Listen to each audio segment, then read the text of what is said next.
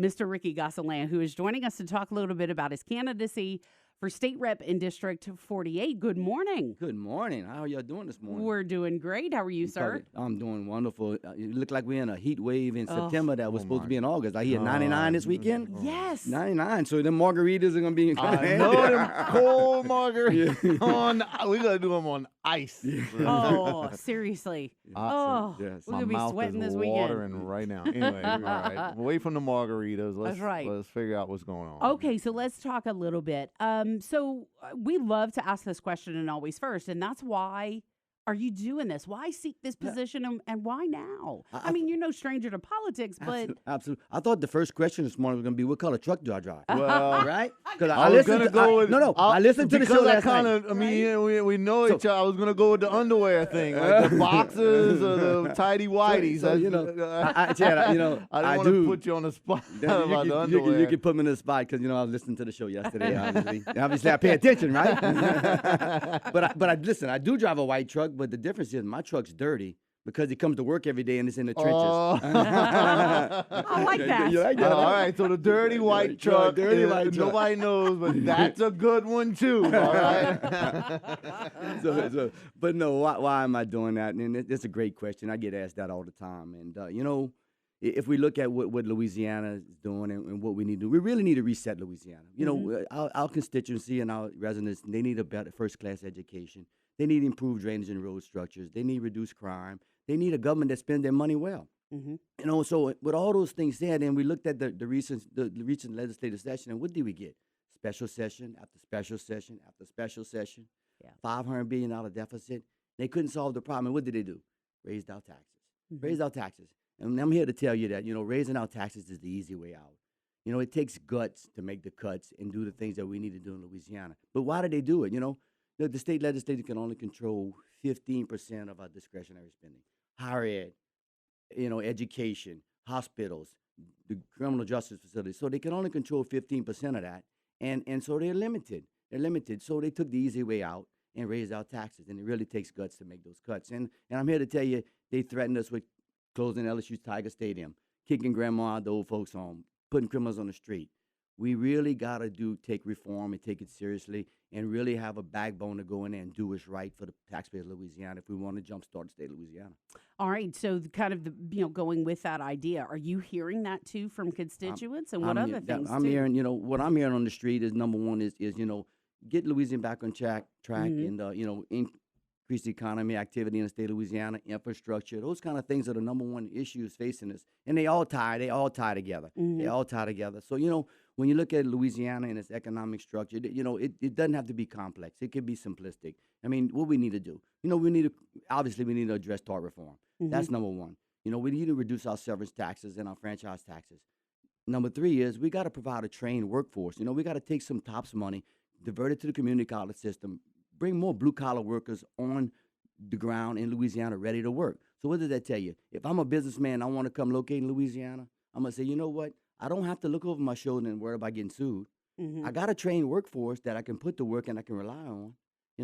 I'm lower in taxes than my neighboring states, so why not do business in Louisiana? That's the first step. Get the economy back in motion, get our revenues back up, and then the other decisions will come easier. Mm-hmm.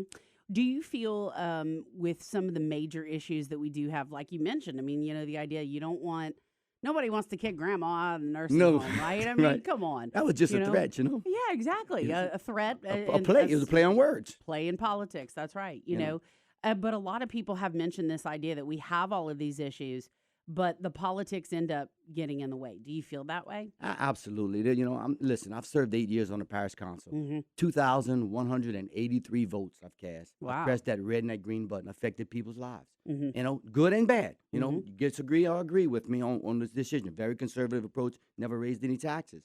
But at the same time, politics do get in the way. Mm-hmm. Politics do get in the way, and we have to fix that problem. We saw this fiscal session with our great speaker, Mr. Bauer, who's a great friend of ours. He stood strong, and he was at crossroads with the governor. And you saw the politics come into play. And you saw how it created a division amongst legislatures and a willingness not to work in a common ground. And I got a conservative approach, just like Mr. Bauer. But, we have to come on common ground and meet in the middle to try to do what's best for the state of Louisiana. I want to move this state forward, but I want to make the right decisions that the people of my constituency in the state of Louisiana will respect. Hmm. What do you think? What do you think the big challenges will be? I mean, obviously outside of the politics of the whole thing. Well, I mean, you look, we went from $26 billion to $31.8 billion in 4 years. You know, that's $4 billion increase. Did we get any increase in any services? Did you see any more money in capital outlay? No. Where did it go? We need to bring that number down. We need to bring that overall number down. We need to make some cuts. We need to reduce our taxes and let our people go to work and get that burden off their back. But at the same time, we need to earn that trust back. People have to see, feel, and touch what we're doing in the state of Louisiana, like on infrastructure. Let's talk infrastructure. If I sit here and I tell you, you know, Chad, if I give you 4 numbers, 4,200, 700, 14, 85, you probably say, Ricky, what are you talking about? Probably don't. So listen, $700 million is the DOTD budget, right? 85% of that budget is through bureaucrats. It doesn't go to asphalt, right? 4,200 jobs. The only agency in the state of Louisiana that didn't make any cuts since John Bell was in office. 4,200 jobs, right? $14 billion in backlog in infrastructure in the state of Louisiana. So why is that? We have to fix our internal problems. We fix our internal problems, earn our trust of our taxpayers back. Then we go and say, listen, here you go.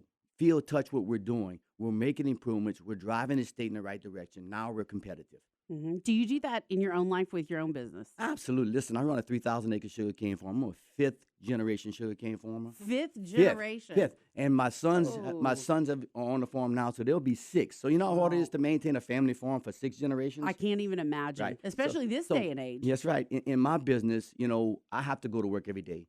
If I don't go to work, my lights don't come on. I don't pay the bills. Mm-hmm. And I can't control the ultimate price of my product of sugar. That's determined by the world market. So I got to make sure my cost and my inputs are reflective of what I can do.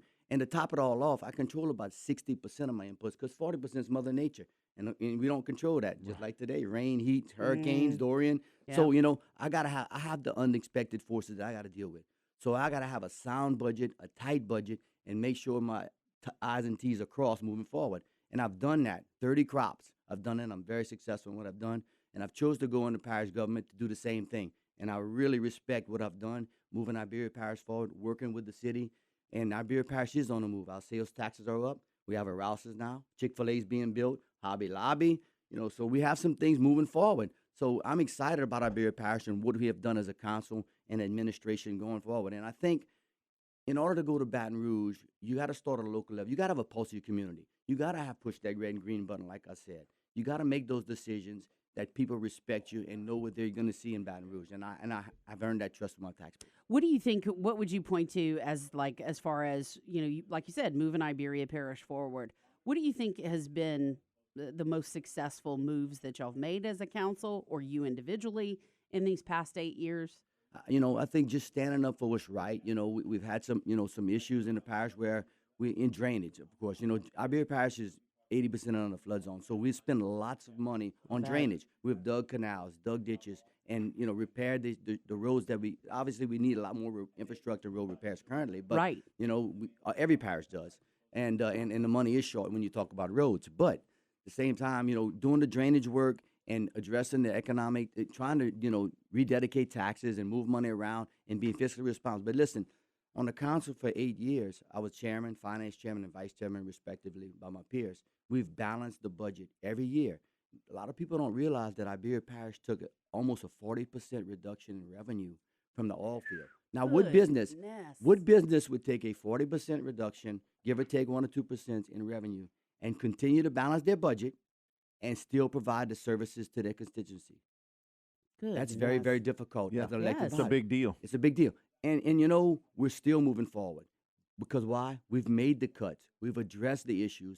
We had the guts to step up to the plate and say, listen, we're going to do these services, continue these services, but at what rate and what we can and can't spend. And I'm proud to say that we balanced that budget 8 years under our leadership. All right. In the final 30 seconds, we always give that to the candidate. Tell us your speech if you meet up with somebody. If I meet up with somebody, listen, I encourage people to go out to my website, my Facebook page, rickygonsoulin.com. Gonsoulin State Rep 48 on my Facebook page. I have several videos on tort reform and DOTD and the things that I'd like to do. I have some newsletters out there, but I encourage you to go out and check it out. Look for yourself and make a determination and look at the experience that I bring to the table and the hard work ethic and the passion I have for Louisiana and Louisiana government.